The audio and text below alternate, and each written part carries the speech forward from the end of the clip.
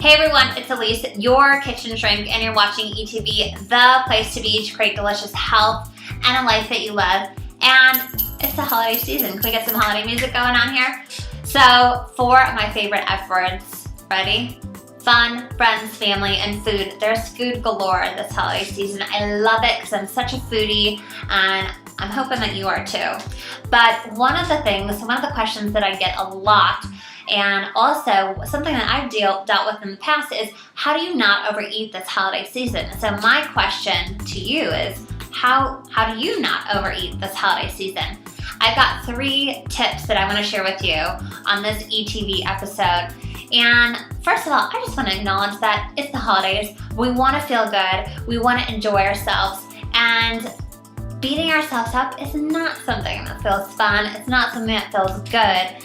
But oftentimes we get stuck in the same pattern of where we eat and eat and eat, and we're not really aware. And then all of a sudden, next thing you know, we're laying over the chair with our, half unbuttoning our pants thinking, oh my gosh, we're so full and I can't believe I just ate this much and, I did this to myself, and, all of this negative self-talk. And so I want to give you 3 tips on how not to overeat this holiday, because so often that can cause a lot of angst and shame and guilt within us that we just don't need to deal with, right? So the first thing is really cluing in to when we're actually hungry. And for a lot of us, that may look very different. So I like to use something called the hunger and fullness scale. You may have heard of it, but I use it quite a bit, and I use it 3 times during my meal. And so maybe even a challenge for you is just using it once and just identifying when you're actually hungry.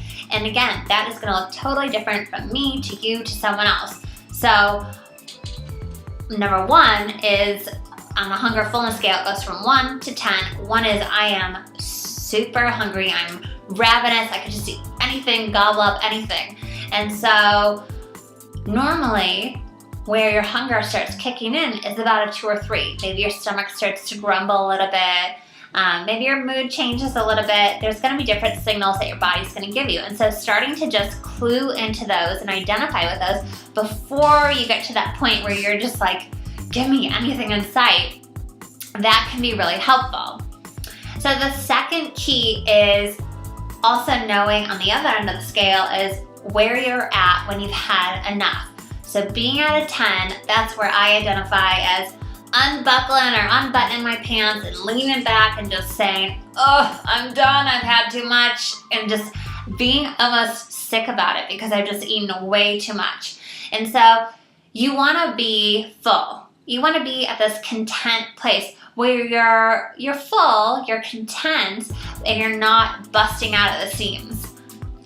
So I want you just to remember that it takes about 20 to 30 minutes for our bodies and our brain to really connect and talk and communicate and say, okay, I'm full, I've had enough. And so really bringing some mindfulness into your meals and really just sitting down, enjoying your meals, chewing it thoroughly, and enjoying the textures, enjoying the smells, enjoying the mouthfeel, whatever it is about it, but just enjoying the whole experience and the food itself can really help you clue into your food instead of all the external stuff going on, all the games, all the family, all the talk going on. And a lot of the time too, it's other people, the way they're eating also can influence us. So if we can really just hone in on what we're eating, and I know that that's hard. I know we're not going to be zombies and just zoning into our food when we're out with our families and friends and socializing, but maybe just starting off the first bite that way can be really helpful. Just cue in your body, hey, I'm eating, it's time to be centered on this, and see where that takes you as far as moving towards more of a full feeling instead of this overstuffed feeling.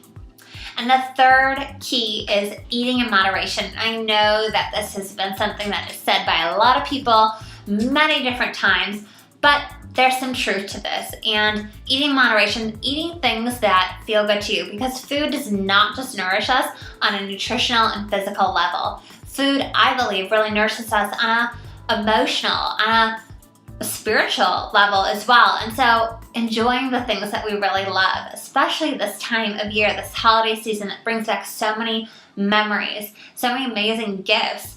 And so if you want to go ahead and have, certain cookies or fudge or whatever it is for you, enjoy that and make that something special, and also serve your body in another way by giving it something that it really can, thrive and flourish off of, such as, a big green salad or a big green smoothie or something like that. So you're not feeling deprived on either end. So you're fulfilling yourself, you're nourishing yourself on both ends.